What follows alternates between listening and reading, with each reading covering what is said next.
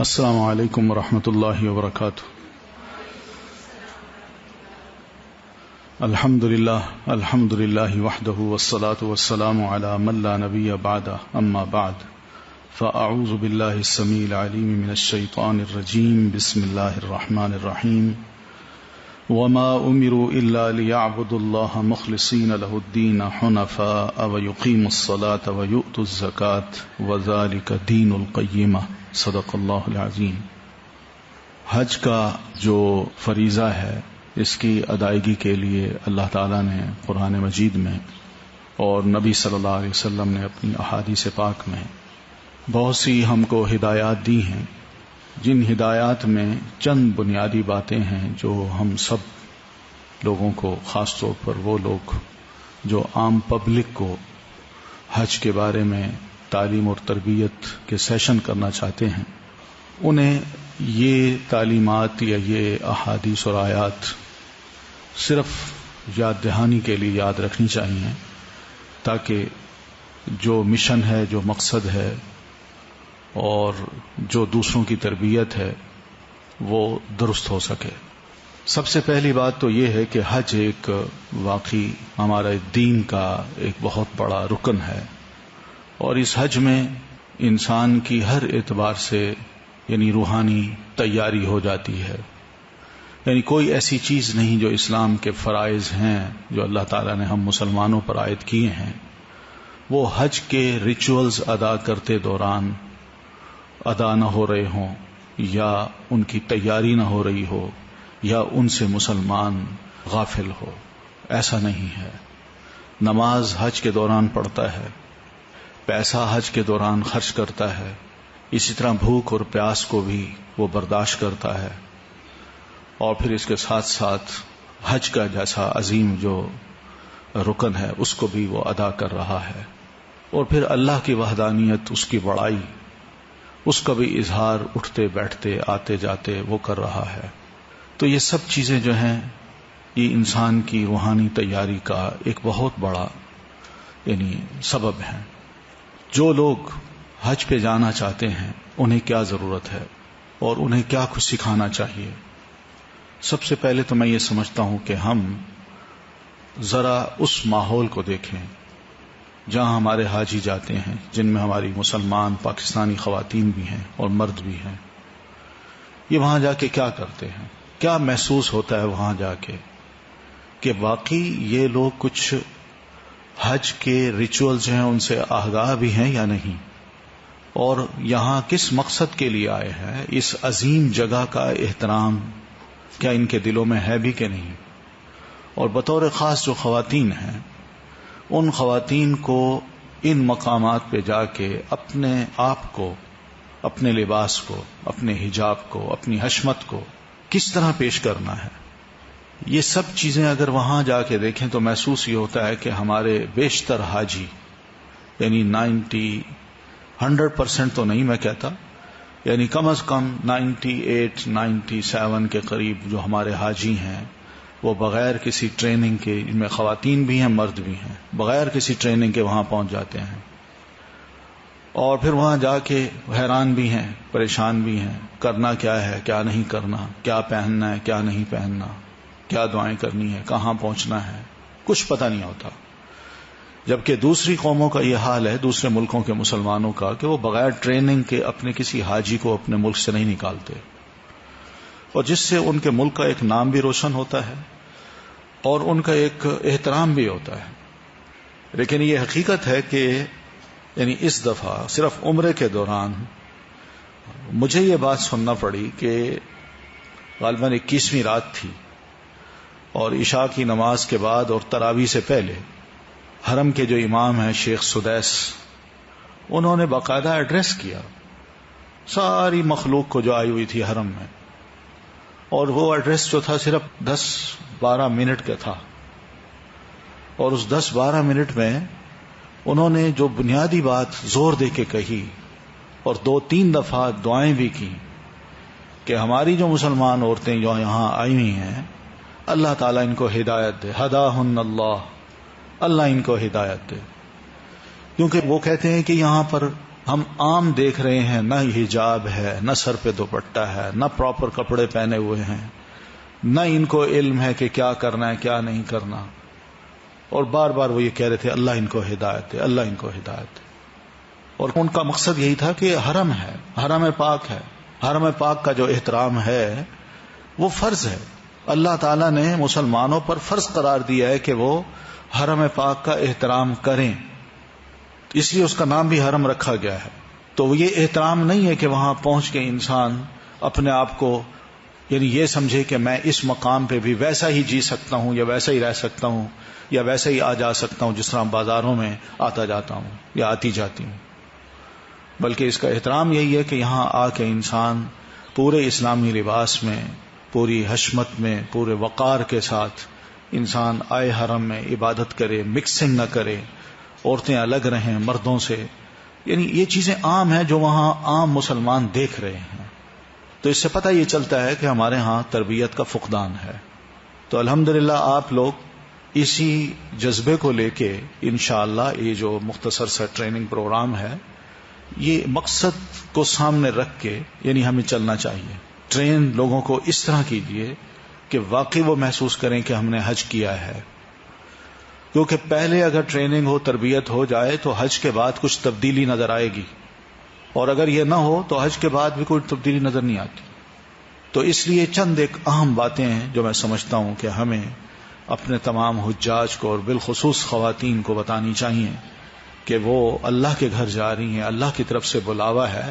تو پھر یہ وہ چیزیں ہیں جن کو اپنا کے ہم اپنے حج کو مبرور بھی بنا سکتے ہیں اور ہمارا حج ہماری زندگی پہ اثر بھی کر سکتا ہے.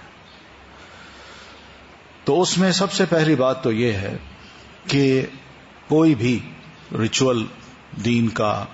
کوئی منسک ہو یا کوئی بھی عمل ہو، اس کے لیے اللہ تعالیٰ کا یہ حکم ہے کہ وَمَا أُمِرُوا إِلَّا لِيَعْبُدُوا اللَّهَ مُخْلِصِينَ لَهُ الدِّينَ، کہ ہر انسان کو اللہ نے یہ حکم دیا ہے کہ وہ جب اللہ کی عبادت کرنا چاہے تو اسی کے لیے خالص ہو کے کرے. پہلی بات تو یہ ہے کہ خلوص نیت کے ساتھ یہ حج ہونا چاہیے. یعنی میں اللہ کے لیے یہ حج کرنا چاہتی ہوں، نہ حاجن کہلوانے کے لیے، اور نہ ہی اس لیے کہ میں جاؤں تو میری برادری کے لوگ آئیں، خواتین آئیں، بڑے آئیں، چھوٹے آئیں، مجھے ہار پہنائیں، رخصت کریں، اور جب میں واپس آؤں تو بڑا میرا استقبال ہو. نہیں، مخلصین لہ الدین، اور بغیر کسی اناؤنسمنٹ کے خاموشی کے ساتھ انسان جائے. ایک تو یہ کہ خالص اللہ کے لیے عبادت ہونی چاہیے، کسی اور کے لیے نہیں. یہ ایک بہت بڑی بات ہے جو شاید ہم مسلمان اکثر و بیشتر اس کو اگنور کر دیتے ہیں، نظر انداز کر دیتے ہیں، کہ جب یہاں سے ہم نکلتے ہیں تو یہ اخلاص بہت کم نظر آتا ہے اور شہرت زیادہ نظر آتی ہے. تو اس چیز کو ذرا توڑنا چاہیے کہ لوگوں میں یہ خیال نہ رہے، صرف یہ خیال ہو کہ میں اللہ کی عبادت کرنے جا رہی ہوں، اتنی تکلیف بھی اٹھاؤں گی، اتنا پیسہ بھی خرچ کر رہی ہوں، اور اتنی گھر میں تکلیفیں بھی ہیں، اتنے دکھ بھی ہیں، اتنے مصائب بھی ہیں، اور اتنی پریشانیاں بھی ہیں. ان تمام کو میں نے رب کے حضور جا کے پیش کرنا ہے، گناہوں کی معافی مانگنی ہے اور اپنے آپ کو تبدیل کرنا ہے تاکہ میرا حج قبول ہو. تو پہلی بات تو یہ کہ اکثر و بیشتر ہمارے ہاں جو اخلاص ہے حج کرنے کا وہ ریاکاری کی نظر چڑھ جاتا ہے. اس سے جتنا بھی اجتناب کرنے کا آپ کہہ سکتی ہوں ضرور کہیں، کیونکہ اس سے حقیقت یہ ہے کہ عمل بھی سزائے اور ساری کوشش بھی ضائع. یہی وجہ ہے کہ بعد میں تبدیلی نظر نہیں آتی. تو ایک تو یہ چیز ہے، آپ دیکھ لیں تاریخ اگر پڑھیں تو ام المومنین سیدہ عائشہ ہوں یا دوسری جو خواتین ہیں مسلمان صحابیات ہوں یا بعد کی خواتین ہوں، انہوں نے بھی حج کیے ہیں، مگر بہت کم حاجہ ایسی عورتیں ہیں جن کا تذکرہ یعنی اس معنی میں آیا ہو کہ وہ حج کے لیے نکلیں اور اس طرح استقبال ہوا اور اس طرح یہ ہوا اور اس طرح وہ ہوا. لیکن بڑی عاجزی کے ساتھ، خاموشی کے ساتھ حج کیا گیا، بلکہ اکثر تو پتہ ہی نہیں چلتا کہ کتنے حج کیے یا کب انہوں نے حج کیا، یا زندگی کے حالات میں وہ یہ لکھتے بھی نہیں ہیں کہ ہمارے حج ہوئے بھی ہیں کہ نہیں، لیکن حج کیے ہیں. نیک لوگ تھے، تو پہلی بات تو یہ ہے کہ اس کے لیے اپنے آپ کو انسان تیار کرے کہ میں نے محض اللہ کی خاطر یہ عبادت کرنی ہے اور مجھے شہرت مقصود نہیں ہے. پھر دوسری بات جو بڑی اہم ہے وہ یہ حاجی کی تربیت. اس تربیت میں اس کو سارے ریچول سے ترتیب وار آگاہ کیا جائے، گھر سے نکلنے سے لے کر واپس گھر آنے تک کے جتنے مراحل ہیں، اور خاص طور پر معمولی ایسی باتیں جو خواتین کے لیے بڑی اہم ہیں، ان سے ضرور آگاہ کیا جائے. کیونکہ بہت سے ایسے مسائل ہیں جو ہمارے ہاں خود گھروں کے اندر، فیملیز کے اندر بھی ان کو نظر انداز کیا جاتا ہے. دین حکم دے رہا ہوتا ہے مگر ہم اپنے اندر بھی ان مسائل کو نظر انداز کر دیتے ہیں. لیکن حج کے سفر میں یہ چیزیں نظر انداز نہیں ہونی چاہیے. یہ موقع ہوتا ہے کہ کسی حاجی کو یا حاجن کو اس موقع پہ صحیح راہ پہ لایا جائے، کیونکہ وہ اگر ان 40 دنوں میں یا 50 دنوں میں جتنے بھی دن اس کے ہیں، ان تمام دنوں میں اگر خود کو یہ عادی بنا لیتا ہے کہ میں نے اپنے آپ کو واقعی اسی لمٹ میں رکھنا ہے، انہی حدود میں رکھنا ہے، تو ہو سکتا ہے کہ اللہ تعالیٰ کسی وقت حج کے دوران اس کے دل میں یہ بات ڈال دے کہ آئندہ بھی میں نے اپنے آپ کو اسی طرح ہی بنا کے رکھنا ہے. تو اس لیے حج کا مرحلہ جو ہے بڑا زبردست ہے. اس میں انسان کو خود بخود سوچنے کے بڑے مواقع ملتے ہیں. جب انسان خود تکلیف اٹھاتا ہے، اپنے اوپر آ پڑتی ہے، تو پھر وہ ضرور سوچتا ہے کہ میں خود بھی اپنے آپ کو کچھ نہ کچھ تبدیل کروں، اور تبدیلی ہو سکتی ہے. اور اگر اتنا مشکل کام میرے لیے اللہ نے آسان کر دیا تو آگے کیا مشکل ہو سکتی ہے. تو اس لیے چھوٹے چھوٹے جو مراحل ہیں وہ آپ زیادہ بہتر جانتی ہیں کہ وہ کیا کیا ہیں. ان تمام مراحل سے بڑی باریک بینی سے ان کو آگاہ کیا جائے. کبھی جا کے وہاں یہ دیکھیے کہ انڈونیشیا اور ملائیشیا کی خواتین آتی ہیں، کیا ان کی حالت ہوتی ہے. ماشاء اللہ بالکل آرگنائز طریقے سے نکلتی ہیں، ایک گروپ کی صورت میں. مجال ہے کوئی مرد ان کے درمیان ہو، اور مرد ہوں گے تو سائٹ پہ ہوں گے، اور ان کو پوری سیکیورٹی دے کے وہ حج کے رش کے اندر سے نکال کے حرم کے ایسے مقام پہ لے جاتے ہیں جہاں رش نہ ہو، اور علیحدہ بیٹھ کے، بس حرم کی حدود کے اندر ہے، علیحدہ بیٹھ کے اجتماعی طور پر بیٹھیں اور اللہ کا ذکر کریں، اللہ سے دعائیں کریں، فرض ادا کریں، اعتکاف کریں، اور پھر اسی طرح ایک دوسرے سے گپ شپ نہ کریں. یہ عام چیز وہاں دیکھنے میں آتی ہے. بہترین حجاب پہنا ہوا، اچھا ڈریس پہنا ہوا، صاف ستھرے اجلے سفید کپڑے، پورے کورڈ. اور پھر یہ نہیں کہ رش میں گھسیں. حرم میں دیکھیں گے رش ہے تو حرم کے اندر باہر کر کے جہاں بھی سیڑھیاں ہیں ان سیڑھیوں کے اوپر چڑھ کے پہلے ان کا بندہ وہ سارا کچھ سروے کر لیتا ہے کہ کون سا راستہ ہمارے لیے خالی ہے. تو وہ اسی راستے کو آرام سے اپنا کے خواتین جاتی ہیں، اور جو جگہ اوپر کہیں بھی اس کو خالی ملتی ہے وہاں وہ آرام سے بیٹھ جاتی ہیں، اکٹھی بیٹھی ہوتی ہیں. گزرنے والا بھی محسوس کرتا ہے کہ واقعی یہ لوگ عبادت کے لیے آئے ہیں، یہ سچے مخلص لوگ لگتے ہیں. یعنی ان کی آپس کی گفتگو بھی، یعنی وہ کوئی نہیں دیکھتا کہ کوئی ساتھ بیٹھی بات کر رہی ہے، نہیں، وہ ہر عورت، ہر خاتون یا تو اس کے ہاتھ میں قرآن مجید ہے، یا دعاؤں کی کتاب ہے، یا ہاتھ خالی اٹھا کے وہ دعا کر رہی ہے. کوئی اور چیز. بازاروں میں بھی گھومتے ہوئے بڑا کم دیکھا گیا ایسی خواتین کو کہ سٹورز پہ جائیں، ادھر جائیں ادھر جائیں. نہیں، عبادت کے لیے آئی ہیں. کوئی لڑائی نہیں، کوئی جھگڑا نہیں، کوئی آوازیں نہیں ہیں. خاموشی کے ساتھ، بڑے احترام کے ساتھ وہ جا رہی ہیں اور آرام سے بیٹھ کے عبادت کی، اور عبادت کے بعد واپس اپنے کمرے میں آ گئے. یہ وہ چیز ہے جو کہ عام دنیا وہاں دیکھتی ہے. ہم مسلمانوں میں خاص طور پر جو ہم لوگ ہیں انڈیا پاکستان کے، یا عربوں کے بھی بہت سے ایسی خواتین ہیں جو ان چیزوں کا خیال نہیں کرتے. حالانکہ یہ ہونا چاہیے. یہ اصل ٹریننگ ہے کہ کرنا کیا ہے وہاں، کس لیے ہم جا رہے ہیں. اور ان کو دیکھ کے واقعی رشک آتا ہے کہ شاید مرد حضرات بھی اس طرح کی عبادت نہ کرتے ہوں اور ان کے ذہن ادھر ادھر الجھے ہوتے ہیں، مگر یہ خواتین وہاں بالکل خالص مومنہ بن کے وہاں جا کے اللہ کے حضور اپنے جو کچھ بھی ہو سکتی ہے التجائیں، دعائیں وغیرہ کرتی ہیں اور اس کی عبادت کرتی ہیں. تو یہ پہلی چیز ہے کہ ہم لوگ چھوٹی چھوٹی باتوں کو، یہ چھوٹی چھوٹی باتیں ہیں لیکن ہیں بہت اچھی، اس کا اچھا اثر پڑتا ہے دوسروں پر،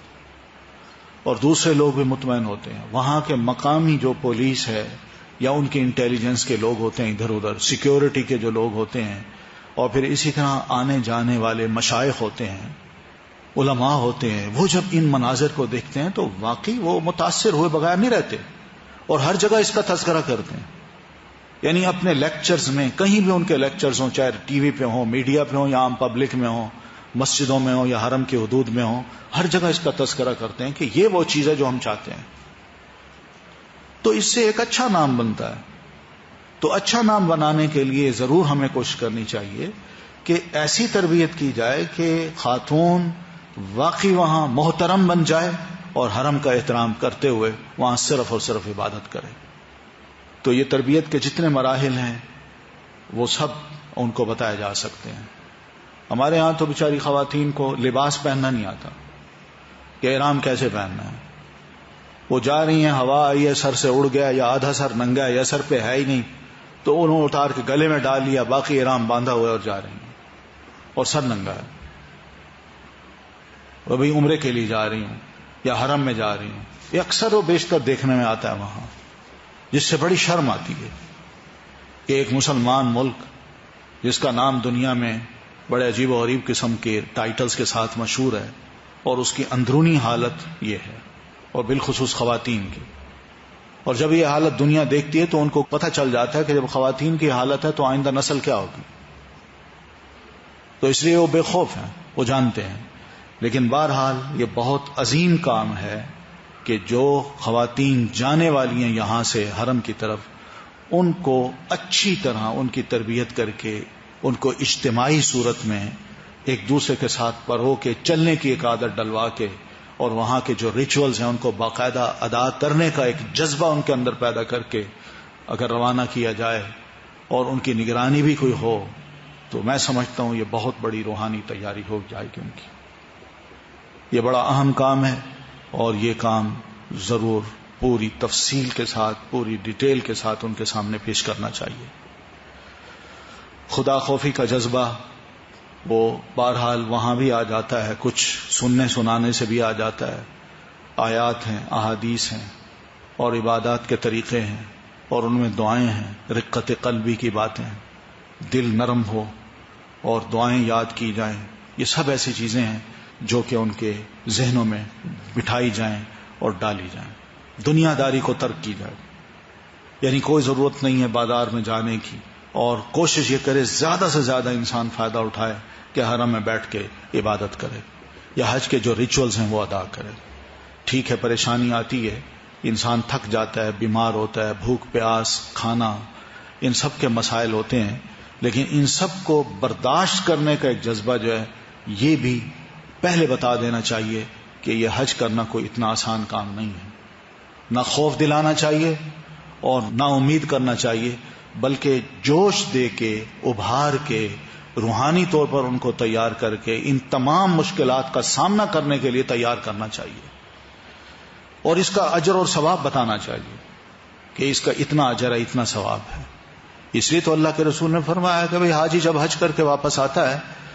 تو رجع کا یوم ولدتہ امہ، اس کی حالت یہ ہو جاتی ہے جیسے آج ہی اس کی ماں نے اس کو جنا ہے. یعنی جس طرح ایک دن کا بچہ بغیر گناہ معصوم ہوتا ہے، حاجی بھی اس طرح معصوم ہو جاتا ہے. کو تھوڑا ثواب ہے، پھر حج قبول ہو جاتا ہے انسان کا. تو یہ سب چیزیں اس کے سامنے رکھنی چاہیے. باقی بہت سے ایسے مسائل بھی ہیں چھوٹے چھوٹے جو خواتین کے اور بھی ہیں، شرعی مسائل. تو یہ چھوٹی چھوٹی چیزیں ہیں جو ان کو پتہ ہونی چاہیے، معلوم ہونی چاہیے. یہ چیزیں بھی آپ ضرور ان کے اندر ابھاریے، تیار کیجیے، علمی طور پر ان کو آگاہ کیجیے. بہت سی خرافات بھی ہوتی ہیں وہاں، ہمارے اپنے لوگ جا کے کرتے ہیں، جن میں بدعات بھی ہیں، شرکیہ دعائیں بھی ہیں، اور اسی طرح یعنی کچھ ایسے عمل ہیں جو انسان سمجھتا ہے کہ یہ بھی حج کا حصہ ہے، اور ایسی ایسی جگہوں کے وہ انکشاف کرتے ہیں کہ یہ وہ جگہ ہے جہاں اللہ کے رسول صلی اللہ علیہ وسلم معراج پہ گئے تھے، لہذا اس جگہ بھی 2 نفل پڑھ لو. زیارتوں پہ جاؤ تو یہاں یہ کام کرنا ہے، یہاں یہ نفل پڑھنا ہے، یہاں یہ کرنا ہے، یہاں یہ کرنا ہے. یعنی ان کو گویا کہ حج کا حصہ بنا دیا جاتا ہے. ان خرافات سے بھی بچانے اور ان سے بھی آگاہ کرنے کی ضرورت ہے تاکہ وقت جو ہے وہ صحیح استعمال ہو اور حج کے مناسک ادا کیے جائیں اور ادھر ادھر خیال بالکل نہ جائے. یہ بھی بہت وقت کا بچاؤ ہوگا اور ان کو صحیح راہ پہ لانے کا ایک طریقہ ہوگا. پھر اسی طرح جو خاص طور پر اگر وہ اجتماعی طور پر لوگ جا رہے ہیں تو سعودی گورنمنٹ بھی یہی پسند کرتی ہے کہ اب پاکستان ہو یا انڈیا کے لوگ ہوں، وہ جب آئیں تو ایک گروپ کی صورت میں آئیں. تو جب گروپ کی صورت میں جائیں تو اس کی بھی کوئی اہمیت بتائی جائے کہ اجتماعی طور پر حج کرنے کا طریقہ کیا ہے. ایک انڈیویجول ہے وہ جاتا ہے اپنی طرف سے کر لیتا ہے، لیکن اجتماعی طور پر جب خواتین ہوں مردوں کے ساتھ تو اب یہاں پر یہ بھی طریقہ ان کو بتایا جا سکتا ہے کہ آپ خواتین کس طرح ان مردوں کے ساتھ رہیں جو غیر ہیں. مگر چونکہ ہمارا ایک گروپ ہے تو اس گروپ کی صورت میں خواتین کو کس طرح رہنا ہے، کیا لباس پہننا ہے، کون ہم میں سے آگے بڑھ کے ان سے بات کرے گا، ہر کوئی بات نہ کرے، کون بات کرے گا، اور جو بات کرے وہ کون ہو، اس کو ذمہ داری دی جائے. اور پھر اس کے ساتھ ساتھ پھر جب وہاں یعنی انسان جب چلے تو راستے میں ذکر اذکار کی جو نوبت آتی ہے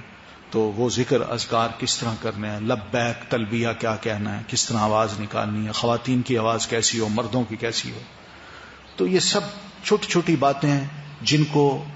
نظر انداز کیا جاتا ہے اور شر جو ہے نا وہ بیچ میں آ جاتا ہے، شیطانی شر بیچ میں آ جاتا ہے،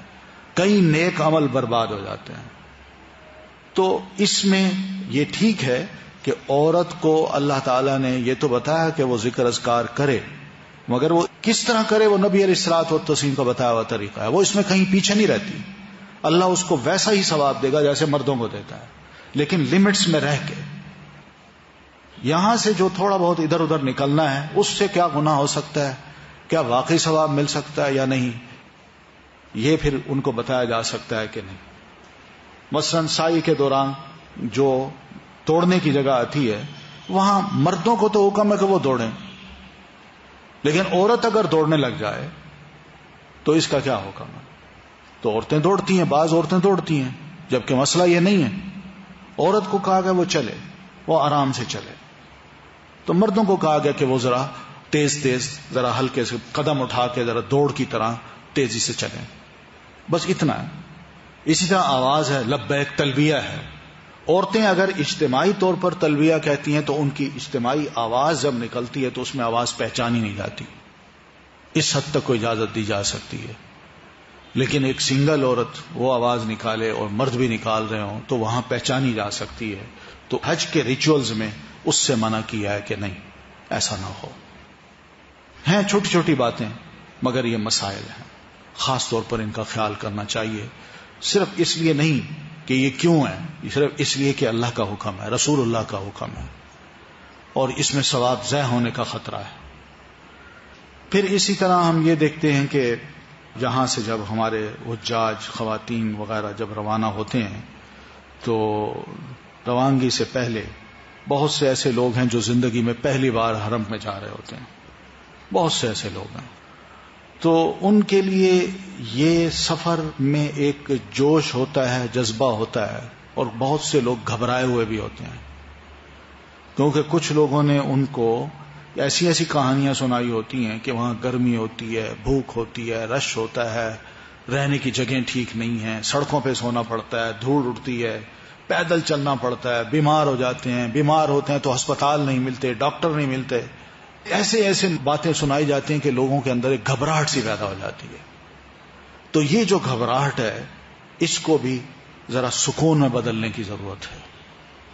کہ ان کے اندر کوئی گھبراہٹ نہ آئے. وہ ذہنی طور پر تیار ہوں کہ ہم نے ہر قسم کی آنے والی مشکل کو برداشت کرنا ہے. اور یہ برداشت تبھی ہوگی جبکہ حج کرنے کا ایک خالص جذبہ انسان کے دل میں ہو اور وہ اللہ کا شکر گزار ہو کہ اللہ تیرا شکر ہے کہ تو نے مجھے بلا لیا، تو نے مجھے اپنے حج کے لیے، اپنے کعبہ کی، بیت اللہ کی زیارت کے لیے بلا لیا. اس کے اندر یہ سب سے بڑی خوشی ہو. باقی جو پریشانیاں ہیں وہ نیچے آ جائیں، ان کو وہ اہمیت نہ دے. تو اس خوشی کو ابھاریے اور جو پریشانیاں ہیں وہ خود بخود دب جائیں گی اور وہ ان کو بڑی آسانی سے برداشت بھی کر لیں گی. پھر یہ ہے کہ یہ سارا کام جو کیا جائے گا، جو آپ انشاءاللہ کریں گی، اس میں یقین مانیں کہ یہ تو آپ یقین کر لیں کہ خیر کی بات، جیسے حدیث میں آتا ہے نا، الدال علی الخیر کفاعلہ، خیر کی بات یا خیر کی رہنمائی کرنے والا ایسا ہے جیسے خود کرنے والا ہوتا ہے.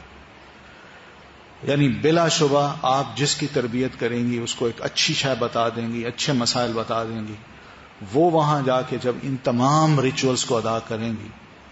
تو مجھے امید ہے کہ وہ آپ کو اپنی دعاؤں میں نہیں بھولیں گی.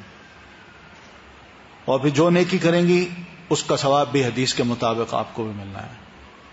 اس لیے بڑا خیر کا کام ہے یہ کہ انسان دوسرے کی خیر خواہی کے لیے، اس کی نیکی صحیح کرنے کے لیے اور اس کی نیکی برباد ہونے سے بچانے کے لیے ساری کوشش کرے اور اس کی بہتر سے بہتر اس کی تربیت کر دے. تو انشاءاللہ مجھے امید ہے کہ آپ لوگ بھی اس پورے ثواب میں کار خیر میں شامل ہوں گے. تو اس لیے اس کو اسی جذبے سے آگے لے جائیے کہ ہماری زندگی جو کچھ بھی ہے اس میں ہماری روح جو ہے وہ بہت پریشان ہے، اس میں سکون نہیں، ہم بے چین لوگ ہیں، ہم نہ اللہ سے جڑے ہوئے ہیں نہ دنیا سے جڑے ہوئے ہیں، ہماری حالت کچھ بالکل گو مگو کی ہے، درمیانے سے لوگ ہیں، پتہ نہیں چلتا ہم مسلمان بھی ہیں کہ نہیں. تو اسلامی یا مسلمانی ان کے اندر پیدا کرنے کے لیے یہ سب ایسی چیزیں ہیں جو کہ یہ ضروری ہیں کہ ان کے اندر یہ چیزیں پیدا کی جائیں. لیکن یہ سب چیزیں آپ پر منحصر ہیں، کیونکہ ایک استاد جو ٹیچر ہوتا ہے، سکھانے والا، اس کے اندر اگر ایک جذبہ ہے، شوق ہے اور اخلاص ہے تو دوسرا بھی اس کو قبول کرتا ہے، اس کا اثر لیتا ہے اور پھر اس کے ساتھ ساتھ وہ بھی وہی کام کرتا ہے، بلکہ اس سے زیادہ پرجوش طریقے سے کرتا ہے، اور جس نے اس کو گائیڈ کیا ہوتا ہے وہ اس کے لیے پھر دعا گو بھی ہوتا ہے. اس لیے یہ سب چیزیں اللہ تعالیٰ نے، میں سمجھتا ہوں کہ اس ماحول میں ایک توفیق کے طور پر ہمیں دے رکھی ہیں کہ ہم اس کار خیر میں حصہ لیں، اور جو بھی حصہ ہم اپنی زندگی میں بہتر سے بہتر ڈال سکتے ہیں وہ ڈال دیں. تو اس میں یہ سمجھتا ہوں کہ آپ لوگوں کا کام یہ ہوگا کہ زیادہ سے زیادہ حج کے ریچولز کے بارے میں مطالعہ کریں. لوگوں نے آپ سے سوال کرنے ہیں، مسائل پوچھنے ہیں، تو بہتر تو یہ ہوگا کہ اسی طرح ان کو سلائیڈز دکھا دی جائیں اور ان کو سمجھا دیا جائے، خود پریکٹیکلی کر کے دکھا دیا جائے کہ حجاب اس طرح پہننا ہے اور کپڑے یہ ہونے چاہیے اور اس طرح حرم میں جانا ہے اور یہاں جا کے بیٹھنا ہے اور عبادت کرنی ہے، حج کے ریچولز میں اس طرح چلنا ہے، اس طرح گروپ میں. اور پھر اسی طرح اگر میاں بیوی جو آپس میں جا رہے ہیں وہ بہت اچھا ہے، وہ دونوں اکٹھے اگر جا رہے ہیں ایک دوسرے کا سہارا بن جاتے ہیں اور گائیڈ بھی کرتے ہیں دوسروں کو. تو ایسی تمام صورتوں میں جو کچھ بھی ہے ان کو ایک ایک مرحلے سے آگاہ کرنا یہ بڑا اہم کام ہوگا، اور بار بار ان چیزوں کو آگاہ کیجیے. مجھے امید ہے کہ انشاءاللہ جو لوگ اس تربیت گاہ سے باہر نکلیں گے اور حج کر کے واپس جب آئیں گے تو ضرور اس بات کے معترف ہوں گے کہ یہ وہ حج ہے جو واقعی ہمیں محسوس ہوا ہے کہ ہم نے درست کیا ہے. یعنی کئی لوگ ہیں جو یہاں سے جاتے ہیں، کئی دفعہ عمرہ کر کے آئے، کئی دفعہ حج کر کے آئے، مگر دل میں سکون نہیں ہوتا تھا. اور جب ان کو علماء کے ساتھ یا تربیت یافتہ لوگوں کے ساتھ بھیجا گیا اور وہ عمرہ کر کے آئے تو واقعی انہوں نے محسوس کیا کہ عمرہ ہوتا ہے تو یہی ہوتا ہے، حج ہوتا ہے ایسا ہوتا ہے، واقعی ہم نے حج کیا ہے. یہ حج تھا جو میں سمجھتا ہوں میرا حج ہے، باقی کوئی حج نہیں تھا. تو اس لیے ایسے مواقع کو جانے نہ دیجیے. اللہ تعالیٰ نے توفیق دی ہے، بہت سے لوگ آئیں گے آپ کے پاس، پڑھے لکھے بھی، جاہل بھی، ان کے پاس کوئی تربیت نہیں ہوگی. کیجیے ان کی تربیت، آگاہ کیجیے ان کو چھوٹی چھوٹی باتوں پہ. اور الحمدللہ میں دیکھتا ہوں کہ ہمارے پاس جو چھوٹی چھوٹی یہ کتابیں ہیں، ان کتابوں میں ماشاءاللہ بہت حد تک ان باریک مسائل کو بھی یا چھوٹی چھوٹی چیزوں کو بھی ذکر کر دیا گیا ہے جو بہت ضروری ہے اور ترتیب وار ذکر ہے. تو انہی کی سلائیڈ جو ہیں وہ عورتوں کو دکھائیے اور کوشش یہ بھی کیجیے کہ ان کو کہیے کہ دعائیں بھی اچھی اچھی یاد کر لیں. یہ مواقع ہیں، اور دعاؤں کی اگر کوئی کیسٹ ہو سکے جو وہ بار بار سن سکیں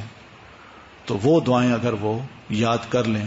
تو ان کے لیے شاید اس سے بہتر اور کوئی چیز نہیں ہوگی. ہماری اکثریت جو ہے وہ دعا مانگنا بھی نہیں جانتی، اس کو پتہ نہیں کہ اللہ تعالیٰ سے میں نے کیا مانگنا ہے. بس اتنا، اللہ معاف کر دے، اللہ میرا رزق بڑھا دے، اللہ فلاں کو شفا دے دے، یا اللہ میں اب اس سطح پر ہوں میری ترقی کر دے، اللہ میرا مکان آدھا بنا ہوا ہے باقی بنوا دے. یعنی یہ دعائیں ہوتی ہیں بس. اور کچھ نہیں. یعنی اپنی روح کے لیے، اپنی اولاد کی نیکی کے لیے، اور اپنے آپ کو دین کا ہمدرد بنانے کے لیے، مسلم امہ کا درد، مسلمانوں کے ساتھ جو بیت رہی ہے اس کا، پھر اسی طرح اللہ تعالیٰ کی صحیح پہچان اور دین جو نبی علیہ الصلوۃ والتسلیم نے ہم تک پہنچایا اس کا شکر. یہ سب ایسی چیزیں ہیں جس کو ہم اپنی دعاؤں میں نہیں کرتے. ہم یہ سمجھتے ہیں کہ ہمارے لیے سب سے اہم مسئلہ وہی ہے جس میں میں گرفتار ہوں، اور وہ مسئلہ میں نے خود بنایا ہوا ہے. یعنی میں نے خود اس کو مسئلہ بنایا، ورنہ وہ مسئلہ نہیں ہے، اور میرے لیے وہ بڑا اہم مسئلہ ہے. اور بعض لوگ تو وہاں جا کر بد دعائیں بھی کرتے ہیں اپنوں کے لیے، اور دل میں جو نفرت ہے اس کا اظہار کرتے ہیں رب کے سامنے، اور کسی کے بارے میں بغض، اناد، نفرت یا جوڑ توڑ کی دعائیں، یہ ساری ہیں جو وہاں ہوتی ہیں. یہ غلط چیزیں ہیں، ان سے بھی بچانا چاہیے لوگوں کو. اور بھلے بندے تم کس لیے جا رہے ہو وہاں؟ اپنے گناہوں پہ نظر کرو، اپنی کوتاہیوں پہ نظر کرو، اور اپنے پچھلے اعمال کو دیکھو، توبہ کرو ان سے، توبہ پہ اکسائیے ان کو کہ چھوڑیں ان تمام کاموں کو. یہ سب شیطانی وسوسے ہیں، اور کام وہ کریں جو اللہ کو پسند ہے، اور وہ یہی ہیں کہ کوئی گلے شکوے دوسروں کے نہیں کرنے. اپنے آپ کو رب کے حضور پیش کیجیے، اپنے آپ کو صاف کیجیے، اور اپنے گناہوں کا اعتراف کیجیے، اور رب کے حضور عہد کیجیے کہ اللہ آج کے بعد یہ کام نہیں ہوں گے. بس یہ چند ہیں چھوٹی چھوٹی چیزیں، مگر ہماری اکثریت یہ سمجھتی ہے کہ چونکہ میں وہاں جا رہی ہوں یا جا رہا ہوں تو اللہ نے میری دعا سننی ہے، تو میں کیوں نہ فلاں کے لیے دعا کر لوں یا فلاں پر دعا کر لوں تو موقع ہے. تو یہ بڑی عجیب و غریب قسم کی سوچ ہے جو کہ عام مسلمانوں میں آ گئی ہے. تو یہ جہالت ہے، اس سے دور کیجیے ان کو. اچھی اچھی دعائیں ان کو سکھائیے، انہیں مجبور کیجیے کہ یہ دعائیں آپ نے یاد کرنی ہیں، اور حرم میں بیٹھ کے کچھ نہیں کرنا سوائے اس کے یہ دعائیں کے، اور قرآن پڑھنا ہے، ذکر اذکار کرنے ہیں، اور اچھے ذکر بتائیے. یہ جو چھوٹی موٹی الٹی سیدھی کتابیں ہیں وہ ان سے چھڑوائیے، اچھی کتابیں ان کو دیجیے. الحمدللہ ہمارے پاس بہت اچھا لٹریچر ہے، یہ سب کچھ بانٹا جا سکتا ہے اور انہیں دیا جا سکتا ہے. تو یہ چند ایک چیزیں ہیں جو میں سمجھتا ہوں کہ آپ لوگ ذرا ان چیزوں کو ذرا تھوڑا سا اپنے پیش نظر رکھیے گا، اور دوسروں کی تربیت کے لیے اور بھی بہت سی انشاءاللہ آپ کو باتیں بتائی جائیں گی، تو ان کو بھی آپ ذرا پیش نظر رکھ کے ان تمام خواتین کو آگاہ کیجیے. امید ہے انشاءاللہ ان کا حج بھی بہتر ہوگا، اور جو آپ ان کو بتائیں گی اس کا ثواب انشاءاللہ آپ کو بھی ملے گا انشاءاللہ، اور اس طرح ان کا حج قبول بھی ہو جائے گا. باقی کوئی سوال ہو تو بسم اللہ کیجیے. ہاں، اس کے بارے میں حدیث میں تو یہ آتا ہے کہ لا تنتقب المرأة، یعنی حاجی عورت جو ہے وہ حج کے دوران جب اپنا لباس پہنے، احرام پہنے، تو وہ اپنا نقاب نہ پہنے. یعنی جو نقاب ہوتا ہے عام طور پر وہ اپنے علاقے میں وہ جو پہنتی ہیں وہ نہ پہنے. تو اب اس کا طریقہ جو ہے وہ یہی دو تھے جو صحابیات میں ملتا ہے کہ انہوں نے نقاب تو نہیں پہنا ہوتا، مگر ایک چادر جو سر پہ دوپٹہ جو اوڑھا ہوتا ہے، انسلا دوپٹہ ہوتا تھا، اس کو اوڑھا ہوتا تھا، اور اس کے جو پلو ہیں آگے سے لٹکائے ہوتے تھے. یہ سلا ہوا نقاب ہے. تو اس نقاب سے منع کی ہے کہ حاجی خاتون یہ نقاب نہ پہنے. وہ انسلا کپڑا ہوتا ہے، چادر رومال ٹائپ کا، وہ سر پہ باندھ کے آگے اس کے پلو لٹکے ہوتے تھے. اگر کوئی سامنے مرد آ جاتے تو وہ اپنا چہرہ دوسی کر لیتی یا پھر اپنے پلو کو لٹکا لیا کرتی تھی. ایک طریقہ تو یہ تھا. اب چونکہ بڑا رش ہے، اب ہر طرف مرد ہیں، عورتیں ہیں، مکسڈ ہیں. وہ پہلے رش اتنا نہیں ہوتا تھا، جگہ بھی بہت کھلی لگتی تھی، اب کھلی جگہ بھی تنگ نظر آتی ہے، وہاں ہر طرف انسان ہے انسان. تو ایسی صورت میں بہت سے علماء کا یہ کہنا ہے کہ نقاب نہ پہنے، لیکن نقاب کے علاوہ وہی چادر جو ہے اس کو یعنی سر پہ باندھ کے پھر اپنے چہرے پہ یوں لپیٹ لے، اور صرف اس کی آنکھیں یہ نظر آ جائیں، اور وہ اپنا حج کا ادا کرے تو ٹھیک ہے، تاکہ کسی اور کی نظر اس پہ نہ پڑے. بہرحال میں سمجھتا ہوں یہ فقہی مسئلے اگر شروع ہو گئے تو بڑا لمبا ہو جائے گا، لیکن ایک آپ کا یہ ہے ایک پروگرام جس میں آپ نے اس قسم کے سوال کرنے ہیں، اور آپ کو انشاءاللہ جواب اس کا دیا جائے گا.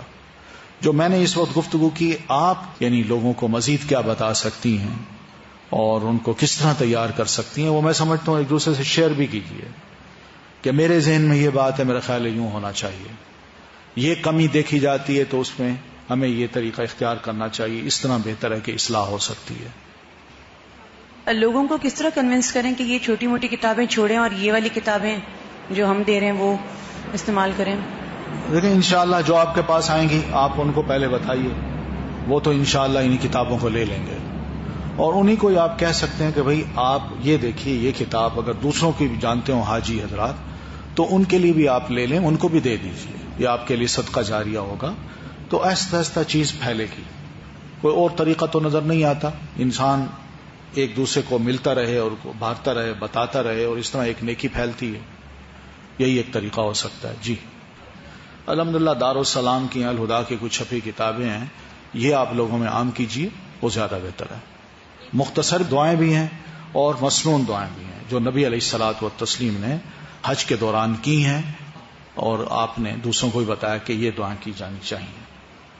ایک چیز اور یہ کہ وہاں ہماری عورتوں کو صفائی کے بارے میں بتانے کی بھی بہت ضرورت ہے، چاہے وہ ٹوائلٹس ہوں، بالکل چاہے وہ منا ہو، چاہے جہاز ہو ہمارے، بالکل، اور جہاں کھاتے ہیں وہیں پر ہی چھلکے اور وہ چیزیں جوسز پھینک دینا، بہت سی چیزیں ہیں ایسی، بہت سی چیزیں ہیں جن کو یعنی اگر لکھنے بیٹھیں تو میں سمجھتا ہوں پورے صفحات بھر جائیں، لیکن وہی میں نے شروع میں عرض کیا کہ چھوٹی چھوٹی چیزوں تک کو آپ نوٹ کیجئے، خواتین کو بتائیے،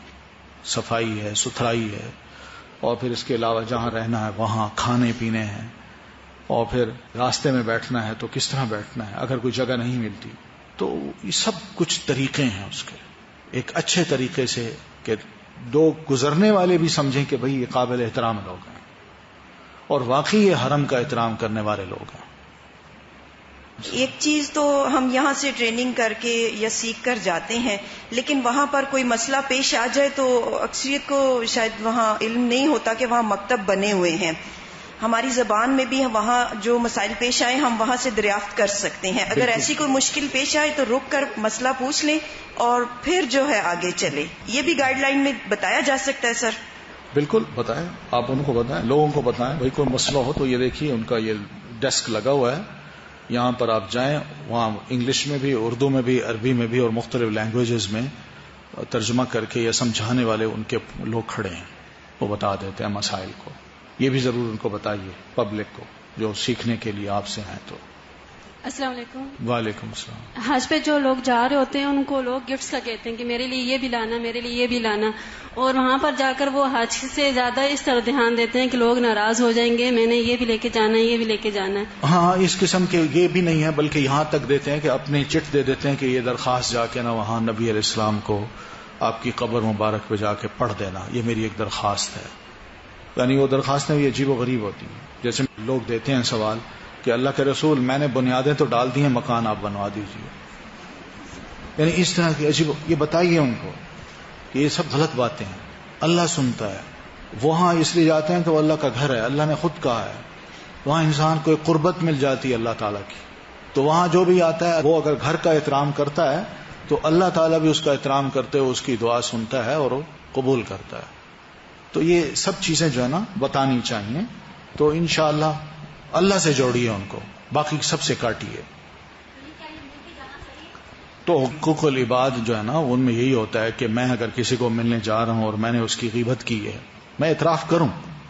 کہ میں نے آپ کی عدم موجودگی میں آپ کی یہ غیبتیں کی تھیں، آپ مجھے معاف کر دیجیے۔ میں کہنا یہ چاہ رہا ہوں حقوق العباد کے لیے بہانہ وہ بناتے ہیں نا کہ ہم اس لیے ملنے آئے ہیں کہ ہم چاہتے ہیں کہ حقوق العباد ہیں یہ، تو اس وقت ان کو احساس دلائیے کہ آپ نے حقوق العباد کی بات تو کر لی، اب جو کچھ ان کی عدم موجودگی میں آپ نے ان کے بارے میں کہا ہے یا کیا ہے، یا ان کا قرض دینا ہے، یا کوئی شے ایسے لوگ کے رکھی ہوئی ہے، یا کوئی زیادتیاں کر رہے ہیں، یہ سب معاف کروا لیجئے۔ انہیں کہیے جو پیسے دینے تو پیسے دے دیجئے ان کے، اور وعدہ کیجئے کہ بھئی مجھ سے غلطی ہوئی ہے، میں پیسے اتنے دے رہا ہوں، باقی بعد میں آ کے دے دوں گا۔ مطلب یہ طریقہ ہوتا ہے، یہ نہیں ہوتا کہ میں زبانی کہہ دیجیے میں جو کہ حقوق العباد ہیں اس لیے میں آپ کے پاس آیا ہوں لہذا میں جا رہا ہوں بس دعا کریں، نہیں، اعتراف کرے بندہ۔ اس لیے جو غلطیاں زیادتیاں دوسرے بھائی کے حق میں ہوئی ہیں وہ دنیا میں معاف کرانا ضروری ہیں، آخرت میں تو نقصان ہے۔ جو آپ کی گفتگو سے مجھے اندازہ ہوا کہ ہمیں یہ چھوٹی چھوٹی جو غلطیاں ہوتی ہیں ان سے نہ صرف خود بچنا ہے بلکہ دایانہ حج کرنا ہے، اور حج مبرور ہوتا بھی وہی ہے جو کہ خالص اللہ کی رضا کے لیے ہو اور حرام رزق سے بچ کے اور حلال روزی سے کیا ہوا ہو اور اللہ کے رسول کے طریقے پہ ہو،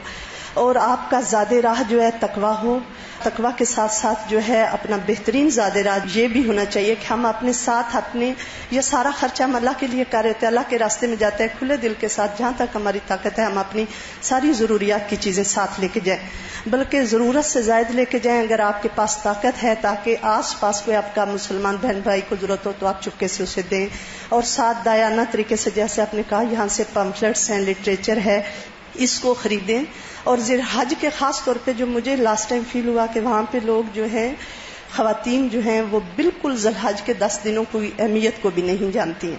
تو اس دفعہ میں نے جو یہاں سے چیز خریدی ذی الحج کے جو 10 دن ہیں ان کی اہمیت کے بارے میں، تاکہ میں لوگوں کو وہاں جا کے ڈیوائڈ کر سکوں، جو ہی فرسٹ ذی الحج ہو تو ہمیں ان کی جو حرمت ہے وہ بتانی چاہیے۔ مجھے یہی فیل ہوا کہ وہاں جا کے اللہ کا اتنا بڑا دربار ہے، اگر وہ عنایت اتنا زیادہ کرتا ہے، ایک نماز کا ثواب 1,00,000 نماز کے ہے، تو وہاں پہ جو کرنے کا کام ہے اگر ہمیں اللہ کے اتنے بڑے دربار سے دھکا دے دیا گیا تو وہ بھی اتنی برا ہے۔ اور ایک جو لاسٹ ٹائم مجھے ایکسپیرینس ہوا، میں اپنی ٹریننگ میں بھی بتاتی ہوں کہ جب ہم مکہ سے جانے والے تھے تو وہاں پہ وہ جو شخص آئے وہ تبلیغ کر رہے تھے اور کہہ رہے تھے 1,00,000 نیکی کا ثواب 5 منٹس کے بعد ختم ہو جائے گا، اور کچھ لوگ گاڑی میں سو رہے تھے، میری والدہ سو رہی تھی۔ سسٹر یقین کرے مجھے ایک دھکا سا جیسے محسوس ہوتا ہے نا، میرے دل کو دھچکا سا لگا اور میں بھاگ کے گئی اور میں نے کہا امی جی اٹھ جائے، اور باجی یہ تو بہت تھوڑا ٹائم رہ گیا۔ تو جو وقت کی قیمت ہے نا، یہ چند دن ہوتے ہیں بہت جلدی گزر جاتے ہیں، اور میرا ریگریٹ یہی تھا کہ جیسے ہمیں اپنی زبان کو ذکر اذکار سے اور بہترین کاموں سے کرنے چاہیے تھے میں نے بہت لاس کیا، اس کو ہمیں بہت ضرور سامنے رکھنا چاہیے۔ بالکل صحیح، ایسے کہنا چاہیے، وقت بچائیں اور زبان کو نہ ہر وقت ذکر سے تر رکھیں۔ میں آخر میں یہ بات کہوں گا کہ دیکھیے وہ بڑا احترام کی جگہ ہے، اور حرم کا جو احترام ہے یا خانہ کعبہ اور اس کے ارد گرد مشاعر جن کو کہتے ہیں جہاں حج کے ریچولز ادا کیے جاتے ہیں، یہ سب جو ہے نا احترام کے قابل چیزیں ہیں، ان سب کا احترام ہونا چاہیے، اور یقین مانیں ہم اس کا احترام کریں تو اللہ بھی ہمارا احترام کرتا ہے، یہ میں نے دیکھا ہے۔ میں آپ کو ایک چھوٹی سی بات سنوں کہ 27ویں شب تھی، 27ویں کی رات، ہم نے امام صاحب کے ساتھ کوئی 10 رکعت تراویح پڑھی تھی، اور جب دوسرے امام آتے ہیں تو ان سے پہلے تو اناؤنسمنٹ یہ ہوئی کہ الصلاۃ علی المیتۃ رحمکم اللہ، کہ ایک عورت فوت ہوئی ہے اور اس کا نماز جنازہ پڑھنا ہے، صرف ایک عورت، اور اس وقت حرم پیک تھا، اوپر چھتیں، چاروں طرف انسانوں کا ہجوم۔ میں یہ سوچ رہا تھا کہ اللہ نے اس ایک عورت کے ساتھ کیا کیا ہے، اس کو موت دی، وہ مغرب کے بعد فوت ہوئی ہے، کیونکہ ہر نماز کے بعد جنازے ہوتے ہیں، تو مغرب کے بعد فوت ہوئی ہے۔ اب کم از کم 4 سے لے کر 6 منٹ تک سارے نمازی انتظار کر رہے ہیں۔ ہوتا کیا ہے کہ امام صاحب جہاں نماز پڑھا رہے ہوتے ہیں وہ جگہ نہیں، وہاں سے چل کے وہ اس جگہ آتے ہیں جو انہوں نے اب ایک چوکٹا سا بنا رکھا ہے جہاں وہ میتیں رکھ دیتے ہیں، مائک لگا ہوا ہے، امام صاحب وہاں سے چل کے یوں آتے ہیں اور وہاں کھڑے ہو کے نماز پڑھاتے ہیں، اس کا وہاں میت رکھی ہوتی ہے۔ اب یہ ایک عورت کا احترام ہے کہ حرم میں اس کا جنازہ ہو رہا ہے، ساری مخلوق اس کے جنازے کے انتظار میں بیٹھ گئی ہے۔ میں کہتا ہوں 1 منٹ بیٹھنا بھی بڑی بات ہے۔ پھر اس کے بعد امام کعبہ جو ہے وہ چل کے آ رہے ہیں اور وہ اس کی نماز پڑھا رہے ہیں، اور پھر جتنے بھی لوگ ہیں وہ سب اس کے حق میں دعائیں کر رہے ہیں، اور یہ عام لوگ نہیں ہیں، جن میں بڑے بڑے علماء ہیں دنیا بھر کے، مشائخ ہیں، اللہ کے ولی نیک لوگ ہیں، حافظ قرآن ہیں، حدیث کے عالم ہیں، قرآن کے عالم ہیں، فقہ کے عالم ہیں، کیا کیا ان کے شاگرد ہیں دنیا بھر میں، کتنے نیک ہیں، وہ سب اس کا جنازہ پڑھ رہے ہیں۔ یہ معمولی بات ہے، یہ وہ احترام ہے جو اللہ تعالیٰ انسان کو مرنے کے بعد بھی وہاں دیتا ہے۔ اس لیے یہ چیزیں جو ہیں قابل غور ہیں ہم سب کے لیے کہ حرم اور اس کا احترام وہ اسی سے ہی پیدا ہوگا جب کہ دل میں تقویٰ ہوگا۔ تو اللہ تعالیٰ آپ کو بھی توفیق دے کہ آپ جو مشن لے کے اب نکل رہی ہیں اور عام پبلک کو جو بالکل ہی یعنی ناواقف ہے ان چیزوں سے، لا علم ہے، آپ ان کو سمجھانے جا رہی ہیں. آپ کے لیے دعا ہے کہ اللہ تعالیٰ آپ کے منہ سے اچھے الفاظ نکلوائے، مؤثر الفاظ نکلوائے کہ ان کے دلوں میں اتریں اور وہ واقعی یہاں سے اس نیت کے ساتھ جائیں کہ ہم حج وہ کرنا چاہتے ہیں جو حج مبرور یا حج مقبول ہوتا ہے. تو میں انہی کلمات کے ساتھ اجازت چاہتا ہوں. السلام علیکم ورحمۃ اللہ وبرکاتہ.